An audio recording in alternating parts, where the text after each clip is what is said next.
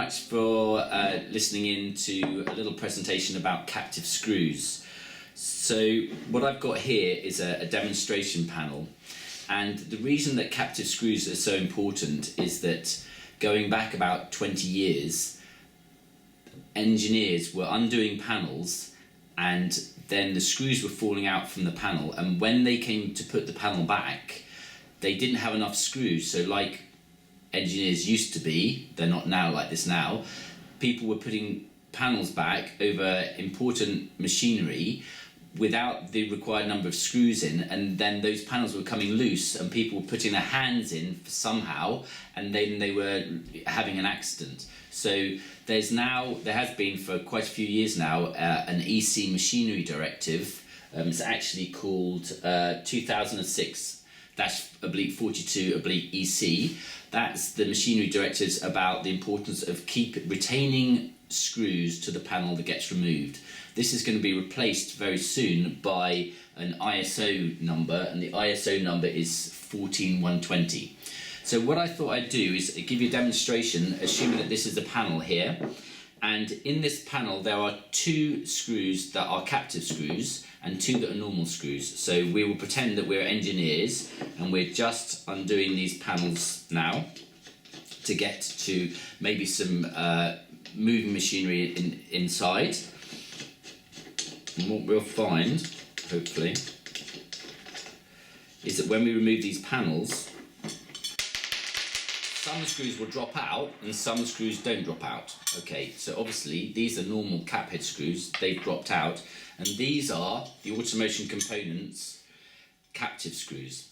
So the difference is that on the captive screws, what we've done on the panel is we have threaded the panel. So these normal holes have not got any thread in it, and so when you put a normal cap head screw, that can go through quite easily. Okay, so what we've got a close-up of the panel here. So on a standard panel, you can have a normal non-threaded hole, and that in the old days would have gone with a standard screw, and that would have gone through like that. With a captive screw, what you do is you also thread the panel. So when you thread the panel, this screw goes through it. It's then got a thinner diameter shoulder, so that's gone through. Now that cannot come back out because it cannot unthread itself. Okay, so that is what makes a captive screw. Hopefully you can see that we have got different types of captive screws. So these are captive thumb screws, and they can also have a slot in it. These are captive screws that have got a countersunk. So basically they will recess into the panel, and this one has a Torx drive. The majority of them tend to have hex drives on them, but we can make them in Torx or we can make them in security drives as well. So those are the main styles, and in general, in terms of size wise, they will come from anything from an M2 thread all the way up to an M16 thread. So that's to give you an idea. What's also quite interesting as well is if you have got a panel with just a standard non-threaded hole, we can make that hole into a captive panel screw. So what we can do there is to take one of our standard screws, okay, so for example like that, and what we've got here as well is we have got some specially threaded washers. So that washer will then thread onto that part, and in that way that screw, even though it hasn't got a threaded hole, is now retained in place. Generally here at Automotion Components, we've got 3 machines out in the factory making these captive screws day in, day out, but generally we make them in A2 stainless steel, so that's ideal for sort of food grade applications.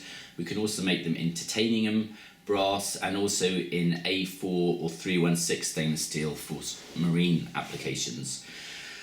What I think is quite important is to try and explain also about how you select the size of the captive screw. So obviously the first thing you're going to want to do is decide the thread diameter that you want, and then you've got to select the thread length. So the length of the captive screw is going to depend on typically the size of the panel that you're going through, and also the size of the cover. So basically this panel, it's going into this panel, it's going into a threaded hole. So you need to select that as being the correct size. But what's also important when you select a captive screw is that you select the length of it, and you also bear in mind the thread length, because some of the captive screws have got different thread lengths, and you need to bear in mind the length that it's going into and the thread length of the screw. So what I've done with this demonstration is to show you the importance of making sure that you get the correct size and the correct length captive screw. This captive screw has got a shorter thread length than this captive thumb screw. And what you'll find is that this one is designed for the correct size panel, and when it comes out, the gap between the panel here and the covering panel is enough for the thread to come out of this section but not to be immediately screwed into the covering panel. So I showed you how this was the correct size screw for this particular panel. This thumb screw that I've got here has got a longer thread length, and the danger there is if you don't get it right, you can actually manage to unthread the thumb screw, but as you're doing it, it can actually thread, because of the thread length and the gap there, can actually thread into the panel. So actually the person who's using that could actually unscrew the captive screw all the way through, and therefore it wouldn't be captive because we haven't selected the correct length of the screw and the correct thread length to suit the panel size that we're looking at. So that's an important thing to consider. I thank you very much for listening. I think that sums up an overview of the captive screws. So what we've got here is we've got the Automotion Mechanical Components Handbook. In here there's about 20 or 30 pages of different types of captive screws. The Automation Components Handbook is free, just ask for it, or you can download it online. All the CAD files are also available online, so you can select the screw and make sure that your screw works in your particular application. Or if you've got a need for a special screw, special requirements, maybe with security feature, please let us know and we can happily quote, and hopefully we can help you. And thank you very much for listening.